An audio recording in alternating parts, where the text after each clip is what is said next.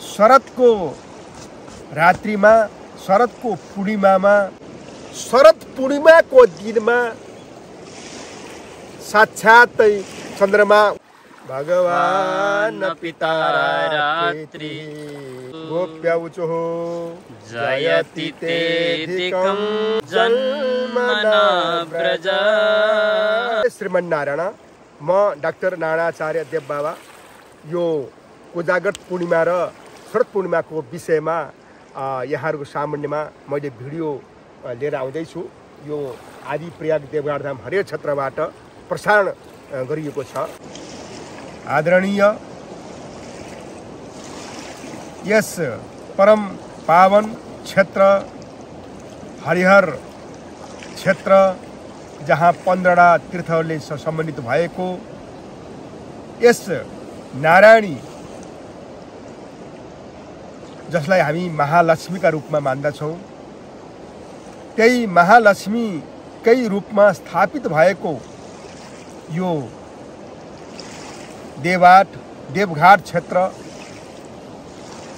जसलाई हामी अहिले यो शारदीय नवरात्रको अवसरमा नवदुर्गा भवानीको यो अहिले भर्खरै नवदुर्गा भवानीको चाहिँ पूजा समाप्त भएर विजया दशमीको तपाईको चाहिँ भगवतीको भगवान श्री रामचन्द्रले विजय गरेको दिनलाई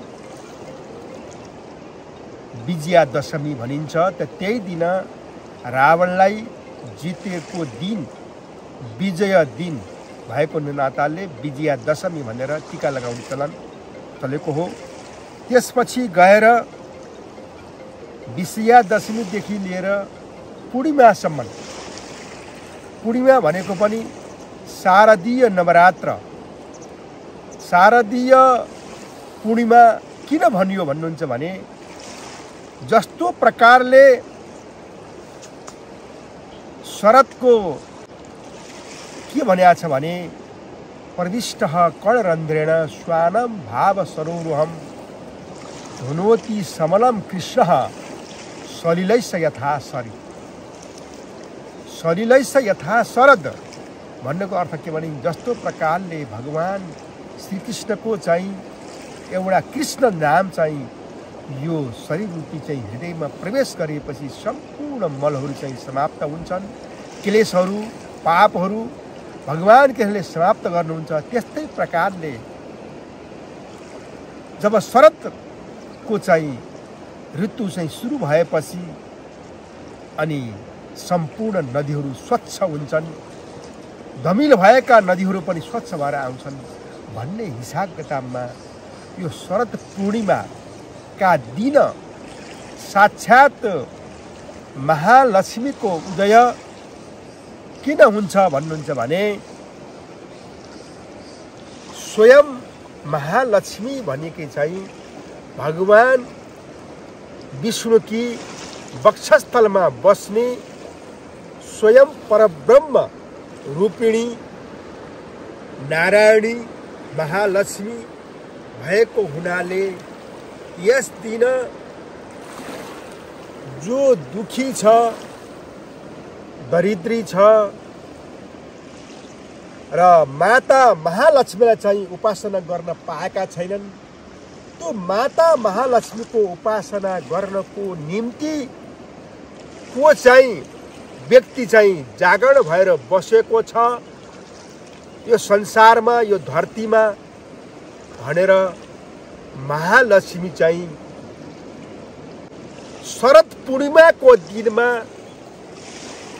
साक्षातै चन्द्रमा उदय भएको दिनमा, पूर्ण चन्द्रमा भएको दिनमा महालक्ष्मीको चाहिँ प्राकट्य हुन्छ र महालक्ष्मी चाहिँ प्रत्येक घर घरमा जानुहुन्छ, प्रत्येक घर घरमा गएर को जागरण भएको छ, को चाहिँ व्यक्ति मेरोलाई उपासना गरेको छ भनेर महालक्ष्मीको चाहिँ त्यस दिन प्राकट्य हुन्छ भन्नको अर्थ त्यसै दिन चाहिँ लक्ष्मीले चाहिँ एकदम दरिद्र भएको व्यक्ति, गरिब छ, जसले चाहिँ धन सम्पत्तिले चाहिँ परिपूर्ण भएको छैन, त्यस व्यक्तिलाई पनि महालक्ष्मीले के गर्नुहुन्छ भने एकदम तन्मयताका साथमा मनसा वचसा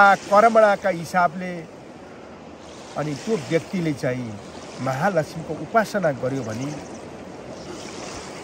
उसले चाहिँ सुख शान्ति प्राप्त गर्दछ भनेर महालक्ष्मीको त्यस दिन को जाग्रत अथवा को जागरण भएको छ, को जागेको छ यस दिनमा भनेर महालक्ष्मी चाहिँ घर घरमा, प्रत्येक घर घरमा संसारका, अब महालक्ष्मी भनेर केवल चाहिँ नेपाल मात्रै हुने होइन, हाम्रो यो विश्व ब्रह्माण्डमा जति मनुष्यहरू बसेका छन् यी सम्पूर्णको ठाउँमा चाहिँ लक्ष्मीको चाहिँ के हुन्छ भने प्राकट्य हुन्छ।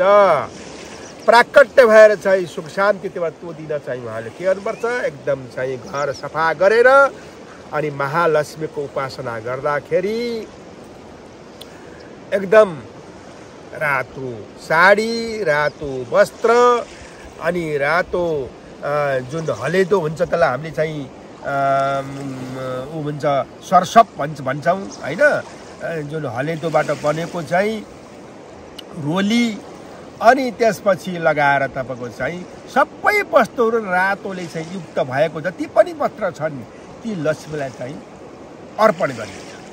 श्रृङ्गारले युक्त भएका जति पनि सौभाग्यादि शोभाले युक्त भएका सम्पूर्ण वस्तुहरू राखेर अनि चाहिँ लक्ष्मीलाई उपासना गर्ने, ध्यान गर्ने अनि लक्ष्मीको चाहिँ ध्यान गर्दाखेरि महालक्ष्मीश्च विद्महे विष्णुपत्नै च धीमहि तन्नो लक्ष्मी प्रचोदयात् भन्ने एउटा मन्त्र छ। अब सबैले चाहिँ यो मन्त्र भन्न नसके तापनि ओम श्रीं श्रीयै नमः, ओम श्रीं श्रीयै नमः भनेर पनि हामीले जप्न सक्दछौँ।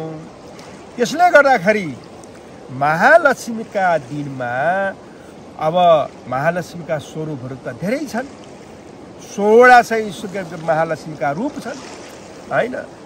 त्यसले गर्दाखेरि ज्ञानलक्ष्मी, विद्यालक्ष्मी, वैभवलक्ष्मी, धनधान्य लक्ष्मी, सम्पत लक्ष्मी, यी सबै गरेर चाहिँ गजलक्ष्मी, राजलक्ष्मी, राजाका पनि लक्ष्मी हुन्छन् र यी सम्पूर्ण गरेर लक्ष्मीका विविध स्वरूपलाई चाहिँ सम्झेर हामीले चाहिँ पूजा गर्यो भने त्यो दिनको को जागरण गरेको छ भन्ने हिसाबले चाहिँ लक्ष्मीले चाहिँ सुख समृद्धि दिनुहुन्छ।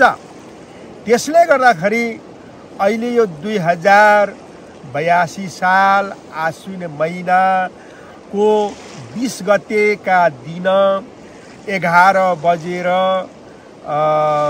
समथिङ 12 बजेदेखि लक्ष्मी के अरे पूर्णिमाको उदय हुन्छ। अब त्यसपछि गएर भोलिपल्ट 21 गते चाहिँ का दिनमा भगवान सूर्यनारायणसित चाहिँ टच भइसकेपछि त्यो पूर्णिमा पुरा हुन्छ। त्यो पूर्णिमा पुरा हुने भएको नाताले व्रतको उपासना 20 गते नै गर्न पर्यो। 20 गतेका दिन व्रतको उपासना गर्दाखेरि रात्रिको समयमा लक्ष्मीको उदय हुन्छ। लक्ष्मीको समय उदय हुने भएको नाताले प्रत्येक चाहिँ व्यक्तिहरूले चाहिँ प्रत्येक नर नारी जति छन् तपाईँको चाहिँ विद्वान विदुषी जति हुनुहुन्छ उहाँहरूले चाहिँ यदि उपासना गर्नु पर्यो भने महालक्ष्मीको चाहिँ विधि विधानसित गर्दाखेरि विशेषतः के हुन्छ भने सोमबारको दिनमा चन्द्रमासित सम्बन्धित छ। त चन्द्रमा शुक्लवर्ण छन्, शुक्लवर्ण भएको नाताले चाँदीको बर्तनमा राखेर अनि त्यहाँ चाहिँ 16 कलाले परिपूर्ण भएका चन्द्रमालाई मोतीको माला लगाउने अनि स्फटिक माला लगाउने, त्यसपछि गएर मोतीको चाहिँ मोती मुद्रिका लगाएर अनि त्यसपछि पूजा गर्यो भने अझ राम्रो। पूर्णिमाका दिनमा त भगवान पूर्ण चन्द्रमा भएका चन्द्रमालाई पूजा गर्दाखेरि अनि त्यो चाँदीको बर्तनमा विधि विधानसित चाहिँ पूजा गर्ने, चन्द्रमाको चाहिँ मूर्ति पनि राख्ने। अब सकिन्छ भने महालक्ष्मीको पनि भयो। त्यसपछि गएर गज भनेको हात्तीमा चढेकी जुन महालक्ष्मी हुन् तिनको पनि त्यहाँ विधि विधानसित पूजा गर्ने। त्यसले गर्दाखेरि त्यसलाई गजलक्ष्मी भनिन्छ महालक्ष्मीलाई।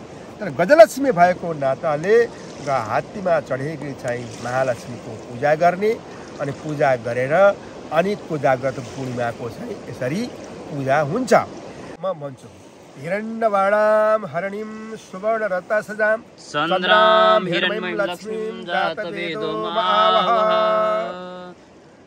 गरे यहाँ हिरण्यवर्णामदेखि लिएर अनि 16 मन्त्र जुन लक्ष्मीका चाहिँ गाइएका छन् ऋग्वेद अन्तर्गत यी मन्त्रहरूलाई चाहिँ 16 पटकसम्म यसलाई के गर्ने वाचन गर्ने भन्ने पाठ नभए अब जसले चाहिँ विद्वानहरू हुनुहुन्छ उहाँले चाहिँ यसो पाठ गरिदिनुहुन्छ। जो विद्वान हुनुहुन्न उहाँले चाहिँ के गर्ने भने ओम श्रीं श्रीयै नमः, ओम महालक्ष्मै नमः, ओम नारायणै नमः भनेर पूजा गर्ने। र यसरी पूजा गरिसकेपछि यो शरद पूर्णिमाका दिनमा भगवान श्रीकृष्णले गोपिनीहरूको परीक्षा लिएको दिन पनि यही शरद पूर्णिमाको रात्रि हो। यही शरद पूर्णिमाका दिनमा भगवान श्रीकृष्णले गोपिनीहरूलाई चाहिँ किन परीक्षा लिनुभयो भन्नुहुन्छ भने गोपी भनेका चाहिँ ऋषि पत्नी हुन्, सम्पूर्ण ऋषिहरू हुन्। गोभी इन्द्रियै पिबती ती गोपी भन्छ। इन्द्रियद्वारा पिउन सक्ने यस्ता गोपीहरूलाई भगवान श्रीकृष्ण परब्रह्म पूर्ण ब्रह्म भगवान श्रीकृष्णले के गर्नुभयो भने गोपीहरूको चाहिँ परीक्षा लिनुभयो। परीक्षा लिँदाखेरि चाहिँ तिमीहरूले चाहिँ आफ्ना पतिलाई छोडेर यो जारपतिलाई किन चाहिँ के अरे आयो, तिमी जारपतिलाई ग्रहण गर्न किन आयौ? यहाँ चाहिँ यो के अरे म त तिमीहरूको योग्य पति नै होइन, तिमीहरूको पति छोडेर किन आयो भन्दाखेरि प्रभु हाम्रा ती माटाका चाहिँ ती पति हुन्, ती माटाका पतिसित हाम्रो सम्बन्ध हुँदैन। तपाईँ भनेको परब्रह्म हो, परब्रह्म भनेको माटो होइन। परब्रह्मलाई छोडेर हामी माटाको पतिलाई ग्रहण गर्दैनौँ भनेर सम्पूर्ण गोपीहरू चाहिँ भगवान श्रीकृष्णका पासमा आएपछि रात्रिको 12 बजेको समयमा एकदम पूर्ण चन्द्रमा भएको अवस्थामा शरदोत्फुल्ल मल्लिका शरदको बेलामा चाहिँ एकदम मल्लिका नामका फुलहरू पनि फुले। मल्लिका नामका फुलहरू फुलेको नाताले चारौँ तरफ चाहिँ भगवानले रास गर्नुभयो। रसोवै सह रस हेवायम लब्ध्वा आनन्दी भवति। भगवानले के गर्नुभयो भने रस अर्थात् रसबाट रसको आस्वादन ग्रहण गर्नुभयो। त्यसले गर्दाखेरि भगवान गोपी भनेका राधा भनेका के हुन् भने राधा भनेको परब्रह्म हो। भगवानको स्वयं लीला विभूति हुन् राधा भनेका भगवानको स्वयं लीला विभूति भएको नाताले राधासँग अनि गोपिनीहरूसँग सम्पूर्णसित एक एक रूपबाट चाहिँ सम्पूर्ण रूपबाट उहाँले के गर्नुभयो त्यसले गर्दाखेरि उहाँलाई के भनेको छ भने परब्रह्म पूर्ण ब्रह्म 16,000 ती गोपिनीहरूसित बसेर उहाँले के गर्नुभयो भने लीला विभूतिको रूपमा शरदोत्फुल्ल मल्लिका अनि त्यहाँ चाहिँ उहाँले रास गर्नुभयो। त्यही रासको समयमा गोपिनीहरूलाई के भयो भन्नुहुन्छ भने अहङ्कार भयो। अहङ्कार कस्तो खालको अहङ्कार? यी चाहिँ कृष्ण त जे गरे पनि हुने रहेछ भनेर अनि कसैले अङ्गालो हालेका छन्, कसैले चाहिँ चरण स्पर्श गरेका छन्, कसैले खुट्टा देखाएका छन्, कसैले के गरे होइन। अनि यसरी भगवान श्रीकृष्णप्रति उनीहरूको चाहिँ घमण्ड बढिसकेपछि अनि भगवान श्रीकृष्ण विलुप्त हुनुभयो। आखिर भगवान श्रीकृष्ण त्यही हुनुहुन्थ्यो, कतै जानुभएको होइन, तर एकछिनको लागि गोपिनीको सामनेबाट ओझेल हुनुभयो।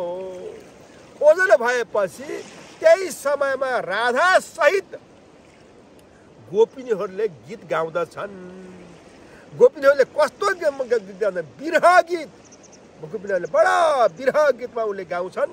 त्यो गीत गाउँदाखेरि कसरी भन्छन् त भन्दाखेरि अतित्यधिकं जन्मना ब्रज श्रयत इन्दिरा शाश्वतत्र हे दैतदृश्यतां दीक्षुतावकाश त्वयि धृता समस्तां विचिन्नते। यस्तो प्रकारले चाहिँ बिरह गीत गाएर 18 श्लोकले परिपूर्ण भएको अन्तिम 19 श्लोक, 18 श्लोकले परिपूर्ण भएको अन्तिममा चाहिँ उपसंहारको रूपमा 19 श्लोक रहेको छ। यो 18 भनेको के हो भन्नुहुन्छ भने ज्ञानेन्द्रिय, कर्मेन्द्रिय, मन, बुद्धि, चित्त, मन, बुद्धि, चित्त, मन, बुद्धि, चित्त, अहंकार। अहंकार पनि त्यहाँ आयो, मन, बुद्धि, चित्त, अहंकार। अनि कति भयो? मन, ज्ञानेन्द्रिय, कर्मेन्द्रिय, मन 11, अनि बुद्धि, चित्त, अहंकार।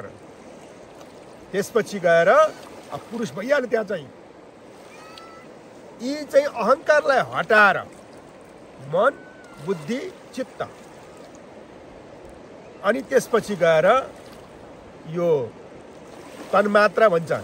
तन्मात्रा भनेको पृथ्वी, जल, तेज, वायु, आकाश 15 भए। त्यसपछि गएर तपाईँको चाहिँ 15 भएपछि मन, बुद्धि अनि चित्त। यी विषयवस्तुलाई चाहिँ ग्रहण गरेर चाहिँ गोपिनीहरूले के गरे भने स्तुति गरे। स्तुति गरेपछि जब बिरहाले चाहिँ जब ढाकिसकेपछि बिरहाले भएपछि बल्ल भगवानले दर्शन दिनुभयो। दर्शन दिएपछि बल्ल 5 दिनसम्म रास पञ्चाध्यायी शरदोत फुल्ल मल्लिका अर्थात् शरद पूर्णिमाका दिनमा भगवान श्रीकृष्णले, परब्रह्म श्रीकृष्णले पूर्ण गर्नुभएको थियो। त्यही कारणले गर्दाखेरि आज हामी श्रीकृष्ण गण्डकी भनेको भगवान श्रीकृष्णको शरीरबाट निक्लेकी गण्डकी, जसलाई भनिन्छ गण्डक्या कृष्णया चैव या कृष्णस्य तनुद्भवा। गण्डक्या कृष्णया चैव या कृष्णस्य तनुद्भवा भनेर चाहिँ हामी चाहिँ गण्डकी तर्फ हेरेर बसौँ। यो उतापट्टि देवघाट धामको तलतिर तपाईँको कृष्ण गण्डकी छन्, यतापट्टि चाहिँ त्रिशुली गण्डकी। त्रिशुली गण्डकीमा चाहिँ 6वटा गण्डकी छन् भने उतापट्टि कृष्ण गण्डकी एउटै छन्, जसलाई सप्त गण्डकी भनिन्छ। यसरी सप्त गण्डकीमा धर्मधारा, यशोधारा, विश्वधारा, शीतप्रभा, रत्नधारा, सुवर्णाभा, कृष्णाभा, सप्त सप्तकाः भनेर हामीले चाहिँ 7वटा चाहिँ यी चाहिँ गण्डकीहरूको नाम हिम्मत खण्ड आधारमा हामीले चाहिँ बताएका छौँ। वास्तव रूपमा भगवान श्रीकृष्णसित सम्बन्धित भएको नाताले यो गण्डकी पनि कृष्ण गण्डकी र भगवानको शरीरबाट निक्ले कृष्ण गण्डकी, स्त्रीत्व रूपमा कृष्ण गण्डकी र यसरी चाहिँ कृष्ण गण्डकी भित्रै भगवान शालग्रामको वास छ। त शालग्राम भनेको के हो भनिन्छ भने शाल भनेको चाहिँ एक प्रकारले वृक्षको नाम हो। त्यो वृक्षको नामबाट भगवान नारायणले वृक्षमा अवतार लिएर शाल वृक्ष अवतार भएर अनि त्यसपछिको त्यो शाल वृक्ष अवतारको नामबाट बल्ल यो पाषाणको नाम यो शालग्रामको नाम बल्ल वृक्षको नामबाट यसलाई पाशालग्राम भनियो। ल भयो अब। र यसरी यो कोजाग्रत पूर्णिमा र गरेको जुन शरद पूर्णिमा हो त्यो शरद पूर्णिमा गण्डकीसित जोडिएको छ। गण्डकी भनेको स्वयं महारानी लक्ष्मी हुन्, जसलाई के भनिन्छ भने गण्डकी भनेको स्वयं आमा हुन्। गण्डकी भनेको उही गण्डस्थलबाट प्रकट भएको भगवान कृष्णको विष्णुको गण्डस्थलबाट प्रकट भएको नाताले गण्डकी भइन्। तिनीको समुच्च तपाईँको चाहिँ यहाँ देवघाट धाम आदि प्रयाग हरिहर क्षेत्रमा संयुक्त रूपमा भइसकेपछि त्यसको नाम के भयो? नारायणी भयो। नारायणी भनेकै महालक्ष्मीको नाम हो। त्यसले गर्दाखेरि महालक्ष्मी यस धाममा आएर सबभन्दा पहिला महालक्ष्मीले आफ्नो स्वरूपमा यहाँ स्नान गरेर अनि चाहिँ विश्व ब्रह्माण्डमा उहाँ भ्रमण गर्नुहुन्छ। सबभन्दा पहिला यहाँ आउनुहुन्छ। उहाँ यहाँ आएर आफ्नो स्वरूपबाट उहाँले के गर्नुहुन्छ भने सम्पूर्ण भक्त भागवत जति पनि छन् विश्व ब्रह्माण्डमा रहेका ती सम्पूर्णको घर घरमा गएर उहाँले के दिनुहुन्छ? अभय प्रदान गर्नुहुन्छ र सुख शान्ति दिनुहुन्छ भन्दै यो महालक्ष्मीको कृपाले हामीले चाहिँ यो कोजागत पूर्णिमा र शरद पूर्णिमाको विषयमा चाहिँ जानकारी गराउन पायौँ। महालक्ष्मी नारायणै नमः, महागण्डक्यै नमः आदि प्रयाग हरिहर क्षेत्रको र पञ्चदश तीर्थको पनि होस्। र यस विषयमा हाम्रो निरज निरौला जुले उहाँ स्वयं भारद्वाज गोत्र हो। भारद्वाज ऋषि यहीँ बस्नु भएको छ। भारद्वाज, अङ्गिरा, बृहस्पति तीनटै ऋषिहरूको गण्डकीमा बास भएको नाताले उहाँलाई चाहिँ नारायणी महालक्ष्मीले चाहिँ सुख शान्ति प्रदान गरून् भन्दै जय श्रीमन् नारायण, जय श्रीमन् नारायण, जय भगवान पिता रात्रि शरदोत फुल्ल मल्लिका भिक्षरन्तु मनश्चक्रे योगमायामुपाश्रितः गोप्य ऊचुः जयति तेऽधिकम् जन्मना व्रजा श्रयत इन्दिरा शाश्वतत्रये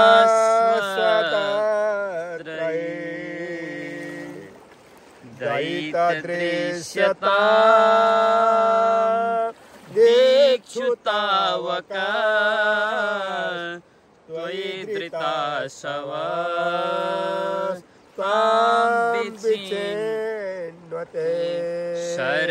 शरदुदासये साधु जातसा सरसिजोदरा श्रीमुषादृशा सुरथनाथते शुल्कदासिका वरदनिघ्नतो नेह किं वद विषजलाप्ययात् व्यालराक्षसात् वर्षमारुतात् वैद्युतानलात् वृषभयात् मजात् विश्वतो भयात् दृषभते वयं रक्षितामः न खलु गोपिका नन्दनो भवात् अखिल देहिना मन्तरान्मदे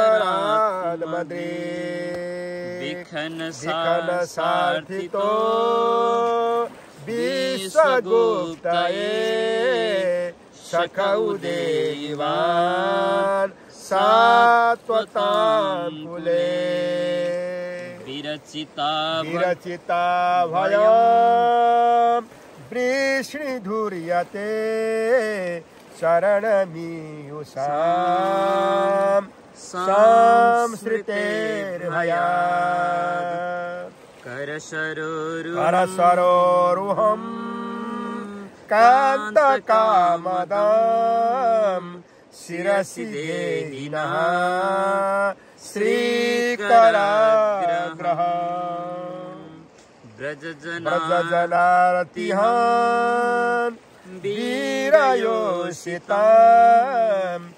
निजजनस्मया ध्वंसनस्मिता भज सखे भवान् किङ्करीस्मनो जलरुहाननम् सारुदर्शय